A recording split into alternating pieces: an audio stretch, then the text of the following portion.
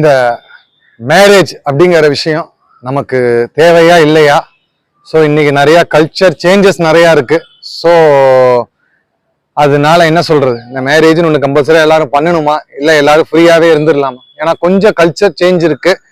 இன்னொன்று என்ன மாதிரினா, இன்னைக்கு எல்லாருமே ஒரு மாதிரி நெருக்கடி அப்படிங்கிறாங்க. இந்த பாபா படத்துல சொல்ற மாதிரி ஒரு ஃபேமிலின்னு இருந்தா அதுக்காக நம்ம கஷ்டப்படுற மாதிரி இருக்கும். அப்படின்னு ஒன்று இல்லைன்னா நம்ம ஃப்ரீயா இருக்கலாம். அப்ப அதுக்கு இது என்ன சொல்றது, ஒரு கஷ்டப்பட்டுட்டு நம்ம அந்த ஒரு லைஃபை என்ஜாய் பண்ணணுமா, இல்ல நம்ம ஃப்ரீயாவே கல்யாணம் ஆகாம இருந்துடலாமா அப்படிங்கிறது ஒரு பெரிய ஒரு டவுட் இருக்கு. ஏன்னா நிறைய பேர் சொல்றது கல்யாணம் ஆகாதவங்களை கேட்டா அவங்க பண்ணணும்னு ஆசைப்படுறாங்க. கல்யாணம் ஆனவங்களை நம்ம போய் கேட்டோம்னா அவங்க சொல்றது இல்லாம இருக்கிறதே நல்லது அப்படிங்கிறாங்க. அப்ப இது என்ன சொல்றது, பண்ணலாமா இல்ல பண்ணாம இருந்தா நல்லதா அப்படிங்கிறதுதான். இது என்னைக்குமே லைஃப்ல இக்கரைக்கு அக்கறை பச்சை அப்படின்னு தான் இருக்கும். இல்லாதவனுக்கு இருந்தா நல்லா இருக்கும்னு தோணும், இருக்கிறவனுக்கு இது என்னடா பெரிய தொந்தரவா இருக்கு, இல்லாம இருந்தா இருந்துட்டு போகுது அப்படிங்கிறதுதான். பட் நம்மளை பொறுத்த வரைக்கும் என்ன சொல்றது, ஆவரேஜா ஒரு 25 to 30 அந்த ஏஜ்ல மேரேஜ் பண்றோம்னா அந்த 25 இயர்ஸ் நம்ம ஒரு பேச்சுலர் லைஃப்பை நம்ம என்ன சொல்றது இருந்துரும் எல்லாருமே. இது போத் பாய் அண்ட் கேர்ள் எல்லாருக்குமே சேர்த்த ஒரு விஷயம்தான் அது. அப்போ அது வரைக்கும் நம்ம சின்ன பசங்களா இருக்கோம், நம்ம ஸ்கூல் படிக்கிறோம், காலேஜ் படிக்கிறோம், இல்ல வேலைக்கு போறோம், ஜாலியா என்ஜாய் பண்றோம், அவ்வளவுதான். சரி, அப்படியே கடைசி வரைக்கும் இந்திர பண்ண முடியாது அப்படின்னா ஒரு ஸ்டேஜ்ல இருந்து அதுக்கப்புறம் போர் அடிச்சிடும். ஒரு ஸ்கூல் காலேஜ்ல நம்ம இருக்கிற மாதிரி நம்ம ஒரு ஏஜ் 25 30 ஆன அப்புறமும் நம்ம இருக்க முடியாது. நம்ம ஸ்கூல் படிக்கும்போது நம்ம கூட இருக்கிற பசங்களையோ பொண்ணுங்களையோ நம்ம ரொம்ப ஜாலியா கிண்டல் பண்ணுவோம், ஒரு மாதிரி பேசி எல்லாம் கூட இருந்துப்போம். அந்த மாதிரி நம்ம ஒரு வேலை செய்யற இடத்துல அந்த மாதிரி பேச முடியாது. அங்க என்ன சொல்றது, அது ஒரு அன்ப்ரொஃபஷனல் அப்படிங்கிற மாதிரி மாறிடும். ஸோ அதுதான் நம்ம என்ன சொல்றது, அது அந்த ஒரு ஏஜ் சேஞ்ச் அப்படின்ட்டு. அப்ப கண்டிப்பா மேரேஜ் பண்ணணுமா அப்படின்னு கேட்டா கண்டிப்பா பண்ணணும். பண்ணாதான் அடுத்த ஸ்டேஜுக்கு லைஃப் போகும். இது ஒரு கமிட்மெண்ட்டே இல்லாம இது ஒரு இதா இருக்கிறதுக்கு அது ஒரு கமிட்மெண்ட்டோட போகும். அதுலயும் எல்லா பிளஸ் அண்ட் மைனஸ் இருக்கு, எல்லாத்துலயுமே பிளஸ் அண்ட் மைனஸ் இருக்கு, அவ்வளவுதான். பிளஸ் மட்டும்தாங்கிறது இங்க லைஃப்ல எங்கேயுமே கிடையாது. ஸோ பிளஸ் அண்ட் மைனஸ் எல்லாமே இருக்காதான். அப்ப மேரேஜ் பண்ணிட்டு அவனுடைய ஃப்ரீடம் எல்லாம் போயிருதா, நமக்கான என்ன சொல்ற ஸ்பேஸ் இல்லையா அப்படின்னா அது அகைன் பேலன்ஸ் பண்ணி போறதுலதான் இருக்கு, எந்த அளவுக்கு நம்ம பேலன்ஸ் பண்ணி போறோம் அப்படின்ட்டு. அப்போ அது நம்ம தான் ஷெட்யூல் பண்ணிக்கணும், எப்படி நம்ம குழந்தைங்களோட ஸ்பெண்ட் பண்ணலாம், எப்படி ஒய்ஃபோட ஸ்பெண்ட் பண்ணலாம், எப்படி ஆஃபீஸை நம்ம இது பண்ணிக்கலாம், நம்மளுடைய ஒரு இண்டிவிஜுவல் ஒரு ஃப்ரெண்ட்ஷிப், நம்ம அதுக்கான விஷயங்களை எப்படி இது பண்ணாங்கிறது நம்ம அதை டிவைட் பண்ணி அதை இது பண்ணி தான் பண்ணி ஆகணும், அவ்வளவுதான்.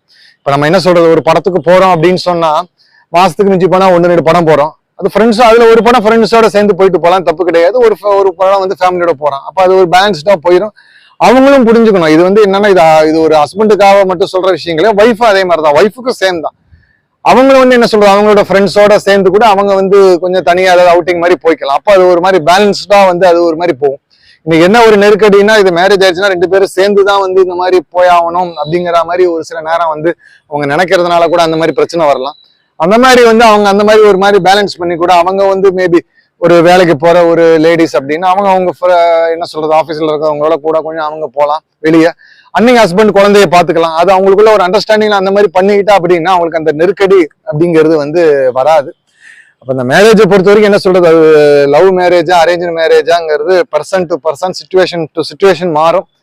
நம்மளுடைய கருத்து என்னன்னா, பேரண்ட்ஸ் சப்போர்ட் பண்ணி பேரண்ட்ஸுடைய சம்மதத்தை வாங்கிட்டு அந்த லவ் மேரேஜ்னு பண்ணா அது அவங்களுக்கு ஒரு சாட்டிஸ்பாக்சனா இருக்கும். டோட்டலா அது அந்த ஃபேமிலிக்கு ஒரு சக்சஸ்ஃபுல்லா இருக்கும். பேரண்ட்ஸ் ஒத்துக்காட்டி தான் அது பிரச்சனையாகுது. இது கம்யூனிட்டியா இல்ல என்ன சொல்றது ரிலீஜியன் விஷயமாங்கிறது கிடையாது. அவங்க பேரண்ட்ஸ் ஓகே, பொண்ணோட அப்பா அம்மா, பையனோட அப்பா அம்மா அவங்க சம்மதம் அப்படின்னா பண்ணலாம், தப்பு இல்லை. அவங்க ஒத்துக்கல அப்படின்னா அது என்ன சொல்றது, அவங்களுடைய என்ன சொல்றது அவங்களோட விஷயத்துக்கு வெயிட்டேஜ் கொடுத்து போறதுதான் இது. அவங்களை மீறி பண்றதுங்கிறது அவங்களுக்கான நம்ம பண்ற ஒரு துரோகம். அதுக்கான பாவத்தை நம்ம அனுபவிச்சுதான் ஆகணும். அது யாரா இருந்தாலும் சரி, நீங்க நம்மளால நம்மாட்டி பாவம் தான், அவ்வளவுதான். நீங்க நம்மளேங்கிறதுனால பாவம் இல்லைன்னு அதுக்கான பனிஷ்மெண்ட் வரதான் செய்யும். ஸோ இதுதான் அதுடைய டாபிக். இப்ப அதை தாண்டி ஒரு மாதிரி லிவிங் டுகெதர், ஒரு மாதிரி என்ன சொல்றது இன்னும் வேற சில விஷயங்கள்லாம் சொல்றாங்க, டக்குன்னு எனக்கு வரமாட்டேங்குது. லிவிங் டுகெதர், அதுக்கப்புறம் என்ன டேட்டிங், அந்த மாதிரி எல்லாம் பெஸ்டி, அந்த மாதிரி எல்லாம் நிறைய விஷயங்கள் சொல்றாங்க.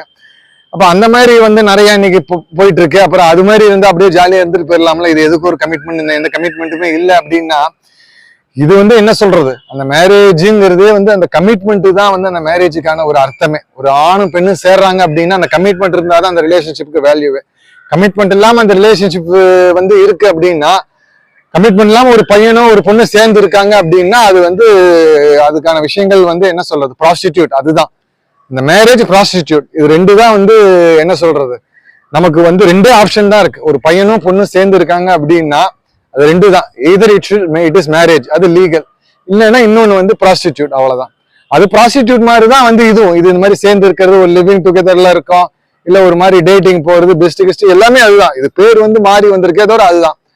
அப்ப அது வந்து நம்மளுடைய கல்ச்சர் படியும் தப்பு. அது வந்து அந்த மாதிரி கூட இருக்கிறவனுக்கு வந்து கமிட்மெண்ட்டும் இருக்காது. அது வந்து என்ன சொல்றது, அதனால எந்த பிரயோஜனமும் கிடையாது. மேபி ஒரு ஷார்ட் டைம் ஒரு பெனிஃபிட்டா இருக்கலாம், அவ்வளவுதான். அது மாதிரி ஒரு இருக்கிறது. பட் லாங் டைம்ல அது வந்து என்ன சொல்றது, அது வந்து நமக்கு அதனால ஒரு கெயினும் இருக்காது. இன்னொன்னு வந்து நம்ம வந்து என்ன சொல்லலாம் அப்படின்னா, இந்த மாதிரி விஷயங்கள் அவங்க பண்ணா என்னதான் வந்து சயின்டிபிக்கா எல்லாம் டெவலப் ஆனாலும் அதனால டிசீசஸ் வரத்துக்கும் வந்து வாய்ப்புகள் இருக்கு. ஸோ ஒருவனுக்கு ஒருத்தி அப்படிங்கறதுதான் வந்து நம்மளுடைய கலாச்சாரம். அதை மீறி என்ன வந்து அவங்க 1000 வந்து சொன்னாலும் வந்து சரிபடா. இன்னைக்கு மெயினா என்ன அப்படின்னா, அது ஒரு ஸ்டேட்டஸா திரும்பி வந்து மாறி இருக்கு. ஒரு பையனுக்கு வந்து ஒரு பொண்ணு, ஒரு பொண்ணுக்கு ஒரு பையன், அது ஒரு அவங்க பெஸ்டியோ இல்ல டேட்டிங்கோ இல்ல என்ன பண்ணாலும் சரி அந்த மாதிரி சுத்தினாதான் அப்படிங்கிறது வந்து என்ன சொல்றது, அது ஒரு மாதிரி வந்து ஒரு கல்ச்சர் சேஞ்ச் ஆகும், அது ஒரு ஸ்டேட்டஸ் ஆகும், அது ஒரு ஃபேஷன் மாதிரி மாறிட்டு இருக்கு. பட் அது சரிப்பட்டு வராது. அது வந்து என்ன சொல்றது, அது வந்து அவ்வளவுதான். நம்ம அதுக்கு மேல ஒன்றும் சொல்றதுக்கு இல்லை. ஃப்ரெண்டா வந்து பழகலாம், அதுல எந்த மாற்று கருத்தும் கிடையாது. போகலாம் வரலாம், கூட எங்கேயாவது போகலாம் வரலாம், ரைட். பட் அதை தாண்டி ஒரு ரிலேஷன்ஷிப்னு சொல்லி என்டர் ஆறாங்கன்னா அவங்களுக்கு அது மேரேஜ் அப்படிங்கிறத பிளாட்ஃபார்ம். அதுக்காக தான் மேரேஜ்னு இருக்கு. இல்லைன்னா யார் வேணா யார் கூட வந்து போகலாம், என்ன வேணா பண்ணலாம் அப்படிங்கிற மாதிரி வந்து ஆயிருமே.